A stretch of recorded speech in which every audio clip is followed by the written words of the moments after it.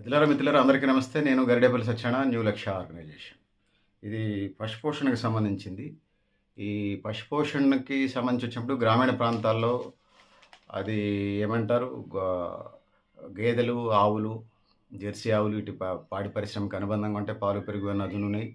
దాని తోడు మేకలకు సంబంధించి వచ్చినప్పుడు మేకలు, గొర్రెల పెంపకానికి సంబంధించి వచ్చినప్పుడు మేకలు, గొర్రెలు ఒకవైపు పాలిస్తాయి.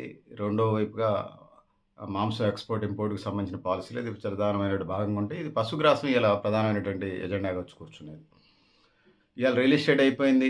కాశ్మీర్ నుంచి కన్యాకుమారి దాకా రోడ్డు పక్కలన్నీ రియల్ ఎస్టేట్, ఊళ్ళల్లో రియల్ ఎస్టేట్‌లు అయి రేట్లు పెరిగినాయి కాబట్టి వీళ్ళు ధనికులని చూపిస్తున్నారు. ప్రజల నిజ జీవితాల్లో వెలుగులు రాలేదు. నిజ జీవితాల్లో అభివృద్ధి జరగలేదు. అదే అభివృద్ధి అని చూపిస్తా ఉన్నారు. ఇప్పుడు సిటీ కట్టడం మీ దగ్గర ఉంది కట్టడం రేట్లు పెంచినట్టుగా అదే అభివృద్ధి చూపిస్తా ఉన్నారు. ప్రజలు ఉద్యోగిత, ఉపాధి, ఉత్పత్తి ఇది పెరగాలి కదా! ప్రజల నిజ ఆదాయం పెరగాలంటే ప్రజల జీవితాల్లో పేదరికం పోవాలి.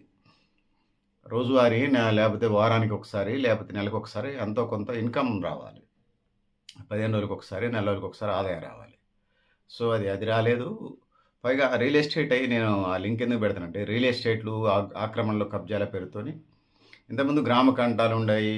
పోరంబోకులు, పంచాయతీ భూముల్లో మేపుకునేవాళ్ళు పశుపోషణకు సంబంధించి. మరి అలా పరిస్థితి లేకుండా పోయి అన్నీ రియల్ ఎస్టేట్లు అయిపోయినాయి. ఇక వ్యవసాయ రంగంలో ఉన్నటువంటి గోధుమ గడ్డి, లేకపోతే ఏదైతే ఉన్నాయో వరికి సంబంధించింది యాంత్రీకరణ స్వాగతిస్తూనే వాటిని మించి పిచికారీ చేస్తున్నారు. పెస్టిసైడ్స్, క్రిమిసంహారక మందులు చేస్తాను. దాంతో పాటు వాటిని కోసి మోపులు కట్టే పరిస్థితి కూడా లేదు వరిగట్టిన. అదొకటి సమస్య ఏదిస్తుంది. అది అట్లుంచితే క్రిమిసంహారక మందులకు సంబంధించి మిగతా దానికి వచ్చినప్పుడు ఏదైతే ఉన్నదో ఆ వరిగడ్డి కట్టలు కట్టకుండా పొలంలోనే పడేస్తున్నారు. అదేమన్నా వర్మీ కంపోస్ట్‌గా మారే పరిస్థితి ఏమైనా చేస్తున్నారంటే అది లేదు. మళ్ళీ ఎటుగూడి దాన్ని తగలబెడతా ఉన్నారు. అసలు విధ్వంసం తప్పితే విధ్వంసం మీద విధ్వంసం. పాడి పరిశ్రమకి, పశుపోషణకి ఆ వరిగడ్డి పనికి రావట్లేదు. ఆ వర్మీ కంపోస్ట్ వైపు అది తీసుకెళ్ళే ప్రయత్నం చేయట్లేదు.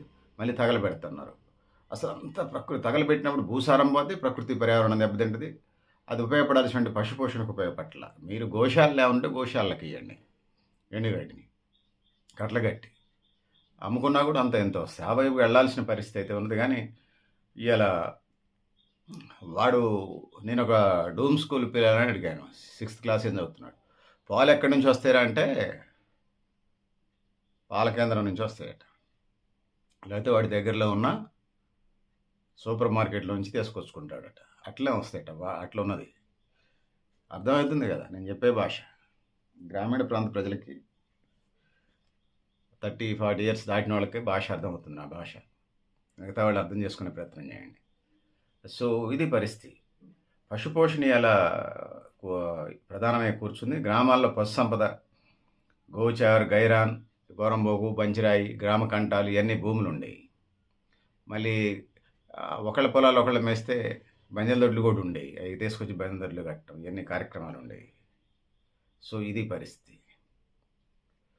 పేదలకు ఉచిత గృహ నిర్మాణం కోసం, రోడ్ల నిర్మాణం కోసం, వ్యవసాయం కోసం ఆ బిల్డింగ్లు కడతాం, ఈ బిల్డింగ్లు కడతాం, రియల్ ఎస్టేట్ల పేరుతోని పశుపోషణకు సంబంధించిన పశుగ్రాసం ఏదైనా చెరువు శకం భూములు ఇవాళ ఫామ్ హౌస్లుగా మారిపోతున్నాయి, ఆక్రమణలుగా మారిపోతున్నాయి,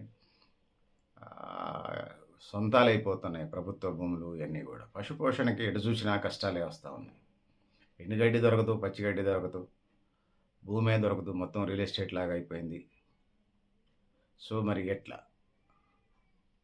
గ్రామీణ ప్రాంతాల్లో కూడా ప్లాస్టిక్ ఎంటర్ అయింది. అవి తిని ప్రజలు అనారోగ్యం పాలవుతున్నారు. ఆవులు, గేదెలు తిని, జెర్సీ ఆవులతో సహా తిని అవి మళ్ళీ కడుపులో అరక్క అవి అనారోగ్యం పాలవుతున్నాయి. ఒక్కోసారి చనిపోతున్నాయి.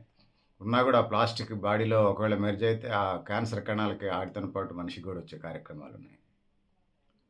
సో, ఇవన్నీ ఉన్నాయి. వీటిని అధిగమించాల్సిన పరిస్థితి ఉంది. సో, గోచార్లు, గైరాన్లు, గ్రామ కంటాలు,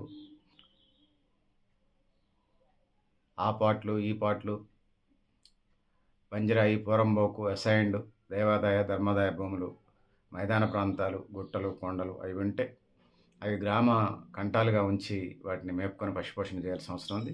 సో, వ్యవసాయ అనుబంధ రంగంగా ఏదైతే ఉన్నదో వ్యవసాయ అనుబంధ రంగాన్ని అభివృద్ధి చేయాల్సిన అవసరం అయితే ఉన్నదో ఆ విధంగా ముందుకు పోవాల్సిన అవసరం ఉందనేది నేను తెలియజేసుకుంటున్నాను. సో, పెద్దలారా, మిత్రులారా, మీరు కూడా మీ అభిప్రాయాలు కామెంట్ బాక్స్లో నేను తెలియజేస్తూ నేను గరిడేపల్లి సత్యనారాయణ, మీ లక్ష్య ఆర్గనైజేషన్.